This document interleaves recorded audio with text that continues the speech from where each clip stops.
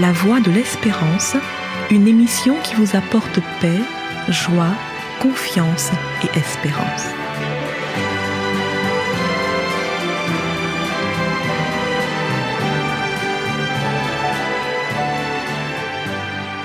Bonjour la Guyane et bonjour à tous depuis la Guyane. Le mois d'octobre se termine et avec lui l'opération Octobre Rose 2022. Octobre Rose est une campagne annuelle de communication destinée à sensibiliser et à mobiliser le grand public contre le cancer du sein qui, selon les spécialistes, reste à ce jour le cancer féminin le plus diagnostiqué au monde. Le symbole de cet événement est le ruban rose que nous voyons un peu partout durant le mois d'octobre. La campagne est originaire des États-Unis où elle a eu lieu pour la première fois en 1985. En France, c'est en 1994 qu'a eu lieu la première campagne.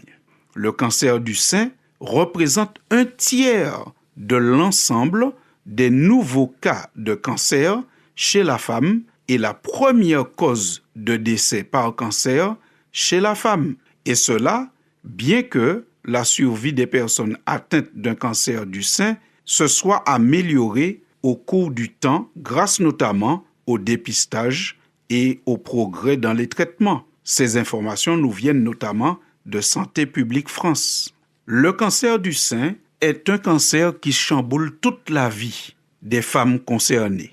Le chamboulement est au niveau personnel, familial et aussi professionnel. Il y a d'abord le choc de l'annonce, ensuite il y a l'angoisse de la récidive et puis aussi les effets secondaires des traitements, notamment la perte des cheveux qui représente un élément important de l'image de la femme.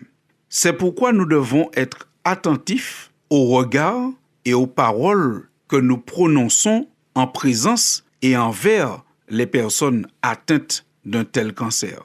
Il faut se rappeler que même la Bible nous dit que nos paroles peuvent être source de guérison, de bien-être, ou nos paroles peuvent au contraire détruire ou enfoncer quelqu'un. Dans le livre des Proverbes, au chapitre 12 et au verset 18, la Bible dit « Tel qui parle légèrement blesse comme un glaive, mais la langue des sages apporte la guérison. » Acceptez, chers auditeurs, que je relise cette phrase. « Tel qui parle légèrement blesse comme un glaive, mais la langue des sages apporte la guérison. » Dans tous les cas, nos paroles ont beaucoup d'effets. Nous devons donc faire attention. Mais dans le cas du cancer du sein, où l'image même de la femme est atteinte, les regards et les paroles que nous leur adressons peuvent avoir des conséquences dramatiques ou heureuses selon le type de parole ou de regard que nous adressons. Dans le livre du prophète Jérémie, nous apprenons que la langue peut être une arme, puisque le prophète Jérémie avait des ennemis, des personnes qui cherchaient à contrecarrer son action, son ministère.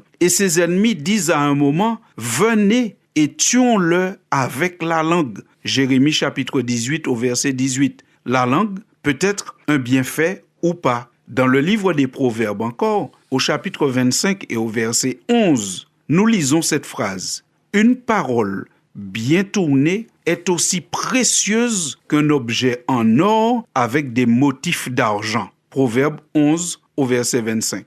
Beaucoup de femmes touchées par un cancer du sein subissent une ablation totale ou partielle du sein. C'est ce qui fait la particularité de cette maladie et c'est ce qui cause aussi problème. Si nous avons parlé de la perte des cheveux liée au traitement, l'ablation du sein est aussi très traumatisant, car il s'agit d'une partie du corps qui est non seulement visible, mais qui est très symbolique. Le sein représente la féminité, la sexualité, et son ablation n'est pas toujours sans effet sur la vie de couple des femmes concernées. Ce constat étant fait, il apparaît clairement que si Octobre et Octobre Rose 2022 se terminent, l'empathie, la bienveillance ne doivent pas cesser de se manifester. Et nous devons au contraire tous nous mobiliser et tout au long de l'année, car dans notre entourage, soit parmi nos collègues, nos parents, nos amis, il y a certainement une personne concernée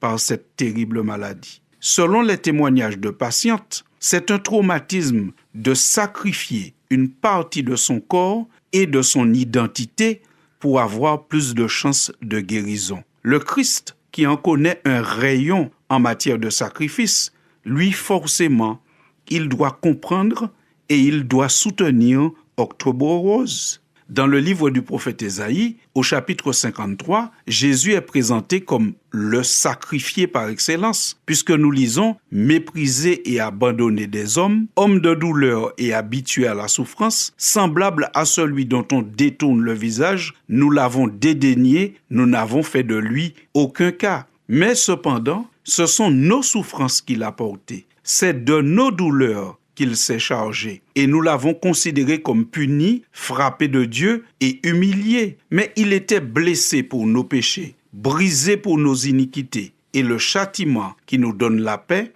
est tombé sur lui. Et c'est par ses meurtrissures que nous sommes guéris. Ce passage nous permet de dire que certainement, Jésus, qui est le sacrifié par excellence, soutient Octobre Rose et soutient toutes les femmes qui sont atteintes et qui souffrent de devoir sacrifier des parties de leur corps pour augmenter leurs chances de survie. L'apôtre Pierre va renforcer l'idée en reprenant l'essence du texte du prophète Ésaïe en disant de Jésus qu'il a porté lui-même nos péchés en son corps sur le bois afin que, mort au péché, nous vivions pour la justice, lui par les meurtrissures duquel vous avez été guéris. 1 Pierre, chapitre 2, au verset 24. Certainement que Jésus comprend celles qui doivent sacrifier une partie visible et symbolique de leur corps pour augmenter leurs chances de guérison parce que Jésus a sacrifié toute sa personne pour la guérison de l'humanité de la maladie du péché. Non seulement Jésus comprend et soutient, mais il donne une espérance. Espérance qui est bien expliquée au chapitre 15 de la première lettre que Paul adresse aux Corinthiens. Voilà ce qu'il dit. Ainsi en est-il de la résurrection des morts. Le corps est semé corruptible, il ressuscite incorruptible. Il est semé méprisable, il ressuscite glorieux. Il est semé infirme, il ressuscite plein de force. Telle est l'espérance que Christ donne. Il dit, peut-être que vous vivez dans un corps infirme, amputé, un corps qui a subi peut-être des ablations, mais je vous promets la résurrection dans un corps incorruptible, plein de force et entièrement renouvelé. En terminant cette chronique, nous rappelons l'essentiel. S'il est vrai que les actions d'Octobre Rose s'arrêtent avec la fin du mois d'octobre, la compassion et l'empathie ne doivent pas cesser. À bientôt, chers auditeurs. Je resterai faux. Je resterai faux. Si tu es à mes côtés, je suis certaine de gagner. C'est toi qui me l'as promis. Ce que tu dis s'accomplit, oui, je resterai faux. Et si tous mes espoirs s'effondrent. C'était La Voix de l'Espérance, une émission préparée par l'Église adventiste du 7e jour. Si vous désirez avoir une copie de la causerie d'aujourd'hui, demandez-la. Elle vous sera donnée gracieusement. Écrivez à La Voix de l'Espérance, boîte postale 169 97 324, Cayenne, CEDEX, ou téléphonez au 0594 25 64 26. Merci chers auditeurs et à bientôt.